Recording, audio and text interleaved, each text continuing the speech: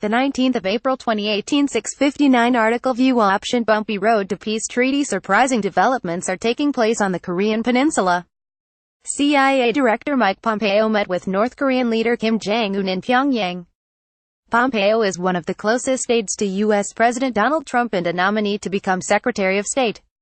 Such a political heavyweight's trip to the reclusive state marks the first time since former Secretary of State Madeleine Albright traveled to Pyongyang in 2000.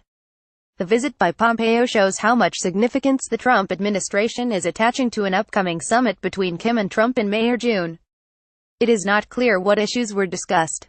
However, considering remarks made by Pompeo in a Senate confirmation hearing shortly after his trip to Pyongyang, Uncle Sam seems to have confirmed the North Korean leader's willingness to denuclearize.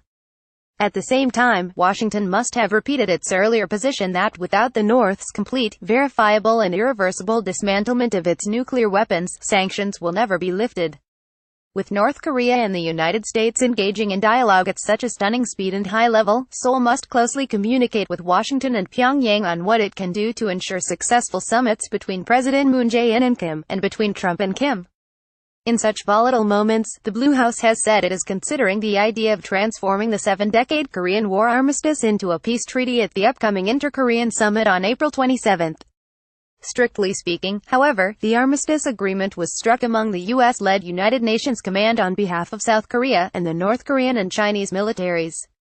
Therefore, that needs consent from Washington and Beijing.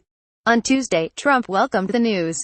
"They do have my blessing to discuss the end of the war," he said at the Mar-a-Lago resort in Florida, where he was welcoming Japanese Prime Minister Shinzo Abe. Given Chinese President Xi Jinping's plan to visit Pyongyang around June, Beijing is also not likely to oppose discussions on the cessation of hostilities. In other words, a declaration to end the war could be easier than we think. But the road to a peace treaty is full of mines.